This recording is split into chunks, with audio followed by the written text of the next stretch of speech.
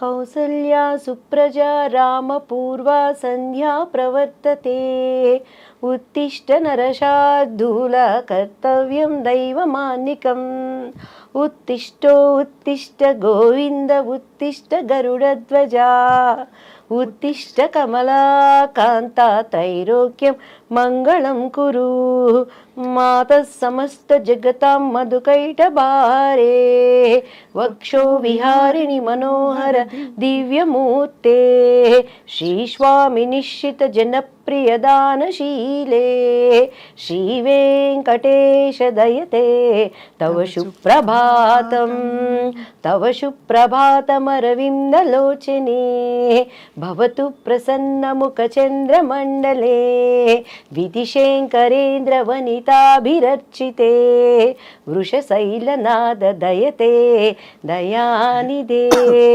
కమలాకుచూచుక కుంకుమతో నియతారుణితాతుల నీలతనో కమలాయతలోచన లోకపతే విజయీ భవ వెంకట శైలపతే సచతుర్ముఖ షణ్ముఖ పంచముఖ ప్రముఖాఖిల దైవతమౌళిమణే శరణాగత వత్సల సారనిదే పరిపాలయ మాం వృషశైలపతే. మీకు నమస్కారం. అసలు దేవాది దేవుడికి సమస్త మహిమ మనకి ఎంత ఎంత చక్కగా అంటే ఎన్నిసార్లు వినుంటే మీకు అలా వచ్చిందో అర్థం అవుతుంది మీ ఇంటి వాతావరణం ఎలా ఉండేదని చెప్పి. మరి అక్కడి నుంచి అంత భక్తి ఒక్కటే కదా దివ్యవాణి గారు, మీరు పద్ధతి మార్చుకోవాల్సిన అవసరం, ఆ అనుభవం ఏమిటి? పద్ధతి మార్చుకోలేదు, మార్గం మార్చుకున్నాను ఫస్ట్ ఆఫ్ ఆల్. అండ్ నేనేంటంటేనండి, మా పాప కన్సీవ్ అయినప్పుడు 16 సోమవారం వ్రతం చేసేదాన్ని. ఎలా అంటే పొద్దున్నే చన్నీళ్ళతో స్నానం చేసి పుట్ట మీదకి వెళ్ళి పుట్ట మీద నుంచి మట్టి తీసుకొచ్చి దానిని లింగం చేసి దాన్ని దాంట్లో పెట్టి వ్రత కథవంతా చదువుకొని ఉమ్ము కూడా మింగకుండా నా కడుపుతో ఉన్న వాళ్ళకి ఆకలేసేది. మా పాప లోపల నుంచి ఇళ్ళ గీకేది. అలా కటిగినంగా నేల మీద కూర్చొని నేను ಪೂಜೆಲ್ಲ ಅಂತ ದೀನಿಗೆ ఉండేదాన్ని. ನಮ್ಮ ಆಡಪಡಿಸಲು అయితే ಪೂಜೆ ಅಂತ ಮಾಡಿದ್ರೆ ದಿವ್ಯ ನೋಡ್ಕೊಂಡು ಕಳಿಯಬೇಕು, ಎಷ್ಟು ಚಂದ ಡೆಕೋರೇಟ್ ಮಾಡ್ತಾಳೋ ಪೂಜಾ ರೂಮ್ ಎಲ್ಲ మా ఆడపడుచులు అంతా అనమాట. సో అలా టైంలో ఒకసారి నేను పుట్ట మీద నుంచి మట్టి తీసుకొని వచ్చేటప్పుడు మా మంజు అని మా పని అబ్బాయి ఉండేవాడు పక్కన, నాకు హెల్పర్. పుట్ట దగ్గరికి వెళ్ళాలంటే భయం వేసేది. మధ్య భయ అయితే కణం నేను తగ్గోబా మన్ను అనేదాన్ని. బన్నీ అక్క అనేవాడు. అంటే ఆ మట్టి మీద చేసినప్పుడు పాము ఎక్కడ వచ్చిద్దో, నన్ను ఎక్కడ గరిసిద్దో అని భయపడితే ఆ పుట్ట మీద మట్టి తీసుకునేదాన్ని. ఒకరోజు మా ఇంట్లో అప్పటి సౌదీ అని చెప్పని కర్ణాటకలో అంతా బచ్మనే అంటారండి, బాత్రూంలోనే రాగి కాగుంటుంది, 24 hours నీళ్ళు కాగుతూనే ఉంటాయి. ఆ కట్టెలు పైనుంచి తీసేటప్పుడు ఇంత పెద్ద కట్ల పాము పడింది కింద. నేను వణికిపోయి పరిగెత్తి దానిని కట్టి తీసుకొని కొడతా ఉన్నాడు. ఎవరు? ఆ పిల్లోడు మంజు. నాకు అప్పుడు పాము దేవుడు కదా, పాము దేవుడు కనిపిస్తే ఇప్పుడు స్వప్న గారు రాగానే నాకు ఒక బ్యూటిఫుల్ హగ్ ఇచ్చారు. ఎంత ప్రేమ అంటే ఆ కౌగిలింతలో ఇష్టం, ప్రేమ. ఒక మనిషికి మనిషి ఎంత ఇష్టం ఉంటే దేవుడు కనిపిస్తే నేను వాటేసుకోవాలి కదా, నేను హక్ చేసుకోవాలి కదా. ఆ దేవుడి కోసమే కదా మనం పూజలు చేస్తున్నాం. మరి పాము నేను హక్ చేసుకోవాలి కదా. ప్రతి మనం ఆరాధించే వాటికి పాము సింబల్ ఉంటుంది కదా. ఎందుకు పామును కొడుతున్నాం? దేవుడు వచ్చాడు కదా, దేవుడిని ఎందుకు హక్ చేసుకోలేకపోయానని ఒక ఆలోచన వచ్చింది. ఏమోలే, మనం పితరులు చెప్పారు మనం చేయాలి అనుకొని. అలానే వినాయక చతుర్దశి వచ్చినప్పుడు మా బాబుకి చక్కగా పంచికట్టి నగలనేసి వేసి వాడికి కూడా ఉండ్రాలు వేసేదాన్ని. ఒకరోజు మా ఇంట్లో ఎలుక వచ్చిందండి. ఎలుక వచ్చినప్పుడు ఎలుకలు అంటే మా వారు చాలా, ఆయన ఎట్లా అంటే అసలు ఫుడ్ దగ్గర బళ్ళు వచ్చినాయి హల్లి బందిదే సాయిస్పూడి అంటారు. చాలా నీట్నెస్, డిసిప్లైన్, చాలా కేర్ఫుల్ ఉంటారు అన్నిట్లో. ఆ ఎలికని చంపడానికి నేను బండి కష్టం నాకే తెలుసు స్వప్న గారు. ఎలికలు బోన్ తీసుకొచ్చి పొద్దున్నే ఎలికని చూస్తున్నప్పుడు రేపు పొద్దున్న వినాయక చవితి చూస్తే వినాయకుడి దగ్గర ఎలిక. ఇదేంటి, ఎలుక కూడా దేవుడి రూపమే కదా, ఈ ఎలికని ఎందుకు చంపేస్తున్నాను నేను, దీనివల్ల ప్లేగ్ వ్యాధి ఏంటి, అట్లా తెలియని ఒక ఆలోచనలు నాలో ఉండేవి. సో ఎప్పుడైతే మా బాబు మీద ఈ చేతబడులు చీకటి శక్తులని ప్రయోగించారో, when I start read Bible, పరిశుద్ధ గ్రంథం, ప్రపంచంలో చాలా ఉన్నాయి. ఎవరిచ్చారు అసలు మీకు మా గ్రంథం? ఇప్పుడు గ్రంథం ఎవరిచ్చారంటే మా బాబు చదువుకునే స్కూల్ టీచరు సెయింట్ జోసెఫ్లో Nirmala aunty, she a believer. ఆమె నాకు బైబిల్ గురించి ఇచ్చి, దివ్య నువ్వు క్రీస్తు దగ్గరికి రా, నీ బాబుకి పరిపూర్ణంగా విడుదల ఇస్తుందని బైబిల్ ఇస్తే నాకేం తెలుసండి. మా ఇంట్లో నాకు ఇప్పటికీ నా స్కూల్ బుక్స్ అన్నిటికీ అన్ని పండుగలు వచ్చినాయంటే వాళ్ళకి పసుపు పెట్టి మధ్యలో కుంకుమ పెట్టి సరస్వతి చదువు బాగా రావాలని చెప్పని బైబిల్ కూడా అక్కడ తీసుకెళ్ళి పెట్టి దానికి కూడా పసుపు కుంకుమ పెట్టి గంట కొట్టి హారతి ఇచ్చి చదవడం వచ్చేది కాదు. నేను ఎప్పుడు రామాయణం, భాగవతం, భారతం ఇవన్నీ వినటమే కానీ అంత టైం ఎక్కడ ఉండేది చదువుకోవటానికి. పెద్దవాళ్ళు చెప్తే వినటం, నేను ఎప్పుడు చదవలేదు బైబిల్ని. సో ఫస్ట్ టైం నాకేదో దీన్ని చదువు అని ఒక ప్రేరణ వచ్చినప్పుడు నేను ఆంటీ ఇచ్చింది తీసినప్పుడు ఫస్ట్ నాకు ఏం అర్థం కాలేదు. భూమి ఆకాశం శూన్యంలో నుంచి వచ్చింది, ఒక పేజీ అది చదివే ఏం అర్థం కావట్లేదు, ఏం చదవాలి ఇది మూసి పెట్టేశాను, దండం పెట్టుకున్నాను. మనకు ముచ్చటగా ఏది చేసినా 3 సార్లు చేయాలి. సో ఏంటి బైబుల్, ఎందుకు నేను చదవాలి, నువ్వు నాతో ఏం మాట్లాడతావు దేవుడు యేసయ్య అని నేను దండం పెట్టుకొని ప్రేయర్ చేసినప్పుడు, మీరు నమ్మరు స్వప్న గారు, 3 times అంత పెద్ద పరిశుద్ధ గ్రంథంలో ఒకటేసారి ఒకటే వాక్యం వచ్చింది, తూర్పు పడమర ఉత్తర దక్షిణ నువ్వు ఎటు వెళ్ళినా కూడా నా సన్నిధి నీతో ఉంటుంది. ఆ మాటకి నాకు అర్థం తెలియదు, ఇప్పుడు నేను దాన్ని అనుభవిస్తున్నానండి. వరల్డ్ వైజ్ నేను ఎక్కడికి వెళ్ళినా కూడా గాడ్ ప్రెసెన్స్ ఏంటి, దేవుడు కార్యాలు ఎలా ఉంటాయని. ఆ తర్వాత బైబిల్ చదవటం, నేను పడిన ఒక మంచి చర్చ్ చెన్నైలో జైపాల్ గారు అని చెప్పని, రక్షణ అంటే ఏంటి, అసలు మత మార్పిడి అనే వాళ్ళని, దాన్ని అంగీకరిస్తున్నటువంటి దేవుడిని అంగీకరించిన వాళ్ళని చాలా వాళ్ళకి తెలియచెప్పాల్సింది. ఎక్కడా ఆయన నేను మతం అని చెప్పలేను. ఐ ఆమ్ ద వే, నేను మార్గం, ఐ ఆమ్ ద ట్రూత్, నేను సత్యం, ఐ ఆమ్ ద లైఫ్, నేనే మార్గం, నేనే సత్యం, నేను జీవం. ఆ మార్గం ఏంటి? ఈరోజు మన ఐడ్రీమ్ స్టూడియోస్కి రావాలంటే జీపీఎస్ పెట్టుకొని వాళ్ళు పంపించిన లొకేషన్ పట్టుకొని కరెక్ట్గా వచ్చాను. వచ్చినాక కూడా మన పిల్లలు చెయ్యి ఊపి దీనిలే పైరని అంటే ఆ కరెక్ట్ మార్గం పట్టుకోబట్టి ఇక్కడికి వచ్చాను. ఏంటి ఆయన మార్గం? I'm the truth. ఈ ప్రపంచంలో ఈరోజు సప్న గారు, దివ్య గారు ఇద్దరు కోర్టుకు వెళ్ళారంటే ఒకటే నిజం ఉంటుంది, రెండోది అబద్ధం. దానికోసం వాదనలు జరిగితే ఒక్కొక్కసారి అన్యాయం గెలవచ్చు, కానీ న్యాయం అనేది ఎప్పటికైనా నిలుస్తుంది. ఆయన ఏమంటున్నాడు? ఐ ఆమ్ ద ట్రూత్, నేనే సత్యం, నేను మాత్రమే సత్యం అంటున్నాడు. ఐ ఆమ్ ద లైఫ్, నేను జీవం. ఆ జీవం ఏంటి? ఈరోజు అగ్ని ఆరదు, పురుగు చచ్చిపోదు. ప్రతి ఒక్కడు, ఒక ప్రాస్టిట్యూట్ అయినా, ఒక దొంగ అయినా, మన కులం ఏదైనా, మన మతం ఏదైనా, మనం ఏమనుకుంటాం? చచ్చిపోతే స్వర్గంలో ఉండాలి అనుకుంటాం. ఆ స్వర్గంలో ఉండటానికి జీవం ఎవరు? అంటే స్వర్గం ఉందో లేదో ఎలా తెలుసు మీకు? 100% మంచి ఉంది, చెడు ఉంది, దేవుడు ఉన్నాడు, దయ్యము ఉంది. ఇక్కడ ఓకే, మన భూమి మీద స్వర్గం నరకం ఉంటే, మంచి ఆలోచనలు ఉంటే, మంచి ప్రపంచం ఒక ప్లెజెంట్గా ఉంటే ఆ స్వర్గం అనుకుంటాం. స్వర్గం అనేది లేకుండా ఊహల్లో యమదొంగ సినిమా ఎలా చేశారు? అలాంటి స్వర్గలోకం అంటారా? నేను స్వర్గలోకం అదేం చెప్పట్లేదు, అప్పట్లో నాకు అదే స్వర్గం. కానీ బైబిల్ చదివినాక 100% దానిని పరలోకం అంటారు. మన భాషలో కొలెక్వల్ లాంగ్వేజ్లో అర్థం అవటానికి స్వర్గం అని నేను చెప్తున్నాను. 100% ఉంది. అది ఇక్కడ ఉన్నట్టు ఉండదు. దేవుడి రాజ్యం ఒకటి ఉంది. అసలు మనం అక్కడ వారసులుగా ఉండటానికి దేవుడు తన రూపంలో తనలాగా ప్రతిదీ సృష్టించుకున్నాడు. ఎందుకంటే బైబిల్లో ప్రతిదానికి ఆన్సర్ ఉందండి. ఒకసారి నాకు పరశుర్ అంకుల్ కాల్ చేశారు, ఏంటి ఈరోజు నీ దివ్య పలుకులు రాలేదు అని. అప్పుడు నాకేంటంటే కొంచెం ప్రార్థన చేసుకుని ఏదొచ్చిందంటే వచ్చేసి నాకు ఇష్టమైన వాళ్ళందరికీ ఫార్వర్డ్ చేసేదాన్ని. చేస్తుంటే ఏంటి నీ దివ్యమైన పలుకులు రాలేదు అని అన్నాను. అంటే లేదు అంకుల్, నేను కొంచెం ఏదో వర్క్లో ఉండి పంపించలేకపోయాను, పంపిస్తాను. నిన్న ఒకటి అడుగుతాను చెప్పవే అన్నారు. అడగండి అంకుల్ అన్నాను. కోడి ముందా గుడ్డు ముందా అన్నారు. కోడి ముందు అంకుల్ అన్నాను. ఇత్తు ముందా చెట్టు ముందా అన్నారు. చెట్టే ముందు అంకుల్ అన్నాను. ఎట్లా చెప్తావే అని అన్నారు. నా బైబిల్లో ప్రతిదానికి సమాధానం ఉంది అంకుల్. దేవుడు ఆయా ప్రకారము ఫస్ట్ పశు పక్షాదులని నిర్మించాడు అని ఉంది, వృక్షాలని క్రియేట్ చేశాడు అని ఉంది, దానికి ఫలాల్ని వృద్ధి చేశాడు అని ఉంది. అవి తర్వాత ఫలించినవి, అక్కడ విత్తులు వచ్చాయి. సో దాని ఆధారంగా బైబిల్లో ప్రతిదానికి ఆన్సర్ ఉంది అంకుల్ అని. నీకు ఎక్కడి నుంచి వచ్చింది ఈ జ్ఞానం అన్నాడు. జ్ఞానం సిగ్గుపరచడానికి దేవుడు వెర్రివాడిని ఎంచుకుంటాడు అంకుల్, నేను ఎర్రిదాన్ని కాబట్టి నన్ను ఎంచుకున్నాడు. నేను జ్ఞానిని కాదు అంకుల్, నేను ఎర్రిదాన్నే, still I don't know anything. కానీ దేవుడి దగ్గర కూర్చున్నప్పుడు ఆయన జ్ఞానం ఇస్తాడు. నిజం స్వప్న గారు, నాకు ఇప్పుడు కూడా కార్డు పెట్టి డబ్బులు తీయటం రాదు. ఆయన ఎవరు లైస్. నేను ఎప్పుడైనా చిన్న చిన్న అబద్ధాలు ఏమన్నా ఒకటి ఆడతానంటే, నేను డబ్బులు దాచిపెట్టుకొని మా పిల్లలు ఏదైనా పీడిస్తుంటే మమ్మీ దగ్గర డబ్బులు ఇబ్బంది పెట్టమాకండి అని చెప్తాను. అండ్ ప్లాన్డ్గా ఉంటాను లైఫ్లో. మనం ఎప్పుడు ఇలా అనకూడదు, అనే దానికి ఉంటాను, కానీ నేను ఎప్పుడూ అబద్ధాలు చెప్పాను. కాబట్టి టీడీపీలో నేను అంత గట్టిగా మాట్లాడిన అన్ని ఛానల్స్ కూడాను ఎవరు నాకు కౌంటర్ ఇవ్వలేకపోయారు. ఎందుకంటే బాబు గారు అంటే నాకు ప్రాణం, బాబు గారు అంటే చాలా ఇష్టం. టీడీపీ నుంచి నేను బయటకు వచ్చినాక కూడాను నన్ను అపోజిషన్లో ఉన్నప్పుడు ఆ రోజు జగన్ గారి పార్టీలో ప్రతి ఒక్కళ్ళు సంప్రదించారు, ఇప్పటికైనా రండి మీలాంటి వాయిస్ కావాలి అన్నప్పుడు నేను ఎందుకు, జగన్ గారు నాకు విరోధి కాదు, యాజ్ ఎ బిలీవర్గా ఆయన నేను చాలా అభిమానిస్తాను. కానీ అక్కడ నేను అమరావతి అప్పుడు ఒక ప్రార్థన చేశానండి, మీరు కావాలంటే ఆ ప్రార్థన మీరు చూడండి, ఇది అమరావతిగా ముద్రించబడాలి దేవా అని చేసిన ప్రార్థన వ్యర్థమైపోతుంది. ఈరోజు నాకు ఇచ్చే ఆపర్చునిటీ పదవులు చూసుకుంటే దేవా ఈ ప్రార్థనని నేను అబద్ధం చేయకూడదు తండ్రి అని నా పొలిటికల్ భవిష్యత్తును కూడా నేను అప్పుడు మానుకున్నాను.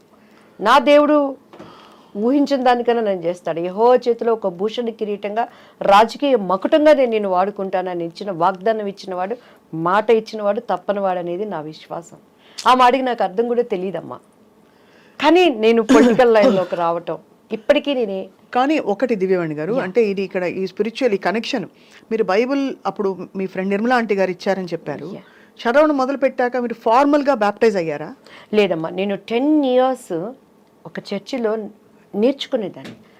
ఆ వాక్యాలు నాతో మాట్లాడేవి, నా అంతరంగంలో ఉన్న ప్రతి బాధని హోలీ స్పిరిట్ గాడ్ అక్కడ దైవజనుడి ద్వారా మాట్లాడేవాడు అనమాట. నేను ఇక్కడ ఏదనుకుంటే అక్కడ అది దానికి అర్థం వస్తూ ఉండేదన్నమాట. అప్పుడు మీ వారికి నచ్చలేదా? నచ్చలేదంటే కొన్ని అభిప్రాయ భేదాలు వచ్చినాయి. అంటే సహజం కదా, ఇప్పుడు ఒక మార్గంలో ఒకళ్ళు ఉండి అందులో ఇలాంటివి ఇంటికి ఒకటే ఉండాలని అంటారు, ఒక పద్ధతిలో ఉండాలి భార్యాభర్తలని. మీరు చాలా బోల్డ్ డెసిషన్ తీసుకున్నట్టే. మిమ్మల్ని జనులు ఏమనలేదా మీ చుట్టూ ఉండేవాళ్ళు? లక్షణంగా నేను ఒకటి చెప్తాను స్వప్న గారు, కరోనా వచ్చింది కదా, కరోనా వచ్చినాక ఒక కుటుంబంలో ఉన్న వాళ్ళు కలిసి భోంచేశారా? హచ్చియం దుమ్మితే ఒక గదిలోకి వాళ్ళు వెళ్ళిపోయారు, మాస్కులు పెట్టుకున్నారు. భర్త చచ్చిపోతే కనీసం పిల్లలు దగ్గరికి వెళ్ళి చూసుకునే పరిస్థితి ఉందా? అంతే మన బంధం, మన బంధం అంతే. ఈరోజు ఎవరైనా మన వాళ్ళు ఇష్టమైన వాళ్ళు చచ్చిపోతారంటే వాళ్ళతో మనం వెళ్ళి చనిపోతామా? ఈ శాశ్వత లేని బంధాల కోసం నిజాన్ని నేను ఎందుకు వదులుకోవాలి?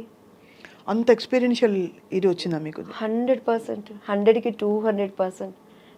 దేవుడు ఏం చెప్తున్నాడు, చూసి నమ్మిన వాళ్ళకన్నా చూడక నమ్మిన వాళ్ళు ధన్యుడు. ధన్యత అంటే ఏంటి? ఈ లోకంలో ఉండే ధన్యతలతో పాటు ఆ లోకంలో మనకి ధన్యత. డెఫినెట్గా మనం రేపు అక్కడ చూసుకుంటాం. రేపు స్వప్న గారు కూడా అబద్ధం చెప్పడానికి లేదు సుమా, ఐసయ్యా నువ్వెవరో నాకు తెలియదయా, నేను ఇదయ్యా అని కూడా స్వప్న డార్లింగ్ నా ప్రియమైన బిడ్డ వినో.com. మనిషి .com నొక్కితే అమెరికాలో నుంచి ఇక్కడ చూసుకుంటున్నాడు, .com నొక్కితే .com అన్నీ వస్తున్నాయి. దేవుడు .com నొక్కాడంటే ఈ టైం అని చూపిస్తే మనం బొంకటానికి లేదు. ప్రతి మోకాలు ఆయన నామాన ఊనవలసిందే, ప్రతి నేత్రము ఆయన చూడాల్సిందే. మృతులు సూపర్ నేచర్ పవర్తో, ఎందుకంటే యేసుక్రీస్తు వారు మృతుడుగా ఇక్కడ లేడు. ఉంటే చరిత్ర వదులుతుందా అమ్మా? శాస్త్రజ్ఞులు వదులుతారమ్మా? తీమని ఆయన డెడ్ బాడీలో ఆయన ఆనవాళ్ళు తీయమని చెప్పండి. ఇప్పటికీ కూడాను ప్రతి దానికి ఒక బోటు నీకు తయారైందంటే ఆ కాలంలో నోహ చేసిన బోటే. నీకు చరిత్రనే ఆధారం. క్రీస్తు శకం, క్రీస్తు పూర్వం కొలవబడుతున్నవారు, ఆరాధించబడుతున్నవారు, పూజించబడుతున్నవారు అనేక మంది ఉన్న ఎందుకు మార్చుకోలేకపోతున్నారు? పరిశుద్ధ గ్రంథం, హృదయ శుద్ధి కలవారు ధన్యులు, వాళ్ళు మాత్రమే దేవుని చూస్తాడు. ఈ గ్రంథము పేరే పరిశుద్ధ గ్రంథం. హోలీ, పరిశుద్ధత, cleanness. Without clean you can't see the God. ఏ గ్రంథానికి ఆ పేరుంది? అండ్ ఆయన ఒక చరిత్ర, హిస్టరీ, హిజ్ స్టోరీ, హిస్టరీ. యేసుక్రీస్తు వారి స్టోరీ, హిస్టరీ, చరిత్ర. అఫ్ కోర్స్ మీకైనా అనుభవాలు తప్పకుండా దివ్యవాణి గారు మిమ్మల్ని ఇటువైపుకు తీసుకొచ్చిన తర్వాత మీ జీవితంలో కుటుంబం విషయంలో ఇలా కొంచెం అయినప్పటికీ మీరు భయపడకుండా ముందరకెళ్ళారు మీరు అనుకున్న మార్గంలో. తర్వాత ఏం జరిగింది? మీకు ఏ విధమైన చాలా అమ్మ, మా బాబు విషయంలో డే బై డే ఇంప్రూవ్. అసలు ఇప్పుడు ఎలా ఉన్నారు బాబు? నాకు మీకు యాక్చువల్లీ చెప్తే నమ్మశక్యం కానివి, కానీ నాకు థైరాయిడ్తో చాలా వెయిట్ వేసాను అప్పుడు. ఈ విచ్ క్రాఫ్ట్స్ అవన్నీ నా మీద కూడా ఉండి నా టీఆర్ ప్రైస్ నా వెనకటి రూపాయని నాకు ఇచ్చింది. నా బాబుకి చాలా ఎలా అంటే, నా బాబు నాకు లేడు అని. విచ్ క్రాఫ్ట్ చేశారు ఎవరు మీ మీద? మా హస్బెండ్ చేశారా? హస్బెండ్ వాళ్ళ? హస్బెండ్ సైడ్ వాళ్ళు మేబీ, ఐ డోంట్ నో. ఎందుకు చేసి ఉంటారు? ప్రాపర్టీస్, వేరే లాంగ్వేజ్ నుంచి వచ్చిన అమ్మాయి ఉంటాయి కదండి చాలా జెల్సీ మైండ్లో, అందరూ మంచితనం అంత జరిగిందా బాబోయ్? ఎస్పెషలీ నా బిడ్డ రేపు వారసుడు అక్కడ, ఇప్పటికీ కూడా నేను ఇంకా ఫైట్ చేస్తున్నాను. సో అలాంటి టైంలో మా కుటుంబీకులు ప్రేమనంతా, మా ఇంట్లో మా మా అన్నయ్య వాళ్ళు గృహప్రవేశాల కంటే కూడా నన్ను పిలిచేవాళ్ళు కాదు, ఇక్కడికి వచ్చిన యేసుక్రీస్తు అంటుంది అని చెప్పని. సో అట్లా బంధువులు, దేవుడు ఏంటంటేనండి, అంటే నేను ఎవరిని విమర్శించట్లేదు సుమా. అండ్ ఇప్పుడున్నటువంటి నా తోటి సహోదరులు సహోదరులు వాళ్ళు ఏ కులమైన ఏ మతమైన, భారతదేశము నా మాతృభూమి, భారతీయులందరూ నా సహోదరులు, ప్రతి ఒక్కరిని నేను విలువనిస్తాను, గౌరవిస్తాను. ఓపికతో వాళ్ళు నిజాన్ని తెలుసుకోవాలని ప్రార్థన మాత్రమే చేసుకుంటాను, కానీ నేను ఎవరిని ఎప్పుడు క్రిటిసైజ్ చేయనండి. చాలా నేను వాళ్ళ విలువనిచ్చి చాలా వాటిని అటెండ్ అయింది కూడా నేను ఉన్నది. అయితే ఇక్కడ నా స్వ అనుభవం, మీరు ఎన్నో ఇంటర్వ్యూస్ చేస్తుంటారు, ఇంత బోల్డ్గా లేదు దివ్య అన్నారు. ఎవరినైనా ఈ మాట మీరు అనగలిగారా? ఎంతోమంది దేవుళ్ళు చూశాను, ఈ నిజాన్ని, ఈ కనెక్టివ్ని నేను గ్రహించుకున్నాను. ఎందుకంటే ఈ కళ్ళతో చూస్తే మీకు క్రీస్తు అర్థం కాడమ్మా, మనసుకున్నటువంటి ఒక మనోనేత్రం తెరవబడాలి, అప్పుడు మాత్రమే ఆయన అర్థమవుతాడు. నేను ఆ స్థితికి రావడానికి చాలామంది నా గురించి ప్రైజ్ చేసిన వాళ్ళు ఉన్నారు. ఎందుకంటే ఎప్పుడైనా యేసయ్య గురించి ఎవరైనా చెప్తానికి వస్తే, అబ్బా వీళ్ళు వచ్చారు మళ్ళీ బుర్ర తింటారు అని ఇంట్లో నేను కూర్చొని తలుపులు వేసేసుకొని లేనని చెప్పించిన సందర్భాలు వేవేలు కోళ్ళలు ఉన్నాయన్నమాట. కానీ దేవుడు 10 సంవత్సరాల పిచ్చిదానిలాగా ఇది నిజం అని పరిగెత్తిన సందర్భాలు కూడా అనేకం ఉన్నాయి. కానీ చాలా డిస్టర్బెన్సెస్ లైఫ్లో. ఎందుకంటే ఈరోజు ప్రతి ఒక్కరు క్రిస్మస్ చేసుకుంటారు, ప్రపంచం అంతా చేసుకుంటుంది, తెలిసిన వాళ్ళు తెలియని వాళ్ళు. ఆ రోజు మనం చూస్తే కన్య మరియా అంటారు, షీఈ్ వర్జిన్. వర్జిన్కి ఎలా గర్భం వచ్చింది? హోలీ స్పిరిట్తో. మీరు యేసుక్రీస్తు వారి డిఎన్ఏ ఇప్పటికీ కూడా ఆయనను సిలువ వేసినప్పుడు ఒక రక్తపు చుక్క అక్కడ పడిన ఆ నమూనాలు తీసుకుని శాస్త్రజ్ఞులు చేస్తే వాటిలో జీవకణాలు ఉన్నాయట. ఒక రక్తం పడితే గడ్డగడిపోతుంది, అది వెళ్ళిపోతుంది, దాంట్లో జీవకణాలు ఉండవు. It's truth. ఆ జీవకణాల డిఎన్ఏని చూస్తే మేల్ దాంట్లో ఆనవాళ్ళు లేవు, స్త్రీ మూలాలు అందులో ఉన్నాయి, స్త్రీ సంతతి. ఆయన 4 ఫాదర్స్ అంతా మనం తీసుకుంటే ఆమె గర్భం ధరించినప్పుడు ఆమె ఎక్కడ సంతోషంగా లేదమ్మా. ఆమెను ఎవరు తీసుకెళ్ళి శ్రీమంతాలు చేయలేదు, మా ఇంట్లో ఉండనలేదు. అప్పట్లో ఎంగేజ్మెంట్ అయింది వాళ్ళిద్దరికి, భర్త ఆమెను ముట్టుకోలేదు, కానీ గర్భం వచ్చింది. వాళ్ళ హస్బెండ్ పరిస్థితి ఏంటి? ఒప్పుకుంటాడా? ఎన్ని అనుమానాలు. ఆయనంట రహస్యంగా ఆమెను విడనాడాలని చూశాడట. అంటే ఎవరికి చెప్పకుండా ఆమెకి ఎట్లా వచ్చిందో కడుపు. అప్పటిలో ఆచార ప్రకారం రాళ్లతో కొట్టి కొట్టి కొట్టి కొట్టి చంపారు ఆ స్త్రీ. ఈ మధ్య నెట్ఫ్లిక్స్ సినిమా కూడా వచ్చింది, చూసారా? సో అటువంటి స్థితిలో దేవుడు నా దగ్గర ఉన్నాడు అని చెప్పని గర్భంలో మోస్తున్న ఆమెకి మెప్పులు రాలేదు, సంతోషము రాలేదు, ఆదరణ లేదు. ఆ రోజు కన్య గర్భాలలో ఉన్న స్త్రీని ఈరోజు మన హృదయంలో మనం మోసేటప్పుడు మెప్పులు రావు, సంతోషాలు ఉండవు, సమాధానం అంతకండు. క్రైస్తవుడి జీవితం అంటే వడ్డించిన విస్తరి కాదు, కష్టమైన జీవితం అంటారు, కత్తి మీద సాము. కానీ మిమ్మల్ని క్రిటిసైజ్ చేశారా దివ్యవాణి గారు? సినిమా ఇండస్ట్రీ సభ్యులు. కానీ దేవుని మహాకృపమ్మ, టీడీపీ పార్టీలో ప్రతి ఒక్కళ్ళు నా దగ్గరకు వచ్చి ప్రార్థన చేయించుకునేవాళ్ళు. అది ఓకే అంటే అలా చేయించుకోవడం, బట్ క్రిటిసైజ్ ఏమో నా ముందుకు వచ్చి ఎవరు చేయరు కదమ్మా స్వప్న గారు, నా ముందుకు వచ్చి ఎవరు చేయరు. నా కుటుంబీకులు అనేవాళ్ళు, నువ్వు అంతా ఓవర్ చేస్తున్నావు, అతి చేస్తున్నావు, నీకు ఎందుకే అని చెప్పనేవాళ్ళు. ఏంది అతి? లవ్ చేసుకునే మెసేజ్లు పంపించుకునేటప్పుడు అతి లేదు, తినటానికి అతి లేదు, సంపాదనకు అతి లేదు, అక్రమంగా పోవడానికి అతి లేదు. దేవుడి దగ్గర అతి ఏంటి? నాకు ఇష్టమైంది నన్ను వదిలేయండి అనేదాన్ని. అట్లా బ్యూటిఫుల్. మీ ఎక్స్పీరియన్స్ మీరు షేర్ చేసుకున్నందుకు first of all thank you so much. ఎందుకంటే ఇది అత్యంత మనసుకి సంబంధించిన ఎక్స్పీరియన్స్. అయితే దేవుడితో అనుబంధం అంటే ఎలా అయినా సరే, అది ఎవరైనా వచ్చి నేను శ్రీకృష్ణుడి చూశానని వాళ్ళు చెప్పినా, లేకపోతే మరో విధమైన ఎక్స్పీరియన్స్ అయింది, నాకు ఒక మిరకల్ జరిగింది చెప్పినా, మీరు ఇప్పుడు చెప్పిన చాలా ఆర్ద్రతతో, చాలా ఒక సంతోషంతో షేర్ చేసుకున్నది, it is a beautiful thing. ఒకటే స్వప్న గారు, ఇప్పుడు నేను వచ్చాను, పొరపాటున ఇక్కడ ఏమో నల్లగా మసి అయింది. ఈ మసి పోవాలంటే ఏం చేయాలి? మసి పెట్టి రుద్దితే మసిపోతుందా? నీళ్లతో కడగాలి, సబ్బేసి కడగాలి. సో మనలో ఉన్న పాపం పోవాలంటే పాపం లేనివాడు కావాలి. అవును, పాపం లేనివాడు ఎవరు ఈ లోకంలో? యేసుక్రీస్తు వారు ఎవరి రాజ్యాలన్నా తీసుకున్నారా? ఎవరి భార్యలన్నా ముట్టుకున్నారా? లేకపోతే ఆయన ఎవరినన్నా కొట్టారా? ఏమన్నా ఆయనలో ఒక్క పాపం చూపించండి. ఆయన సిలువ వేసిన పొంతె పిలాతు కూడా ఆ రోజు గవర్నర్, ఆయన ఇచ్చిన స్టేట్మెంట్ చేతులు కడుక్కొని ఈ నీతిమంతుల్లో ఏ దోషము లేదు, ఆయన అక్కడ క్లీన్ అయిపోయాడు దేవుని సన్నిధిలో. ఆయన పక్కన ఉన్న దొంగ కూడా ఆయన ట్రస్ట్ చేశాడు. నీ చిత్తమైతే నీ రాజ్యంలో నన్ను జ్ఞాపకం చేసుకోయా అని అన్నాడు.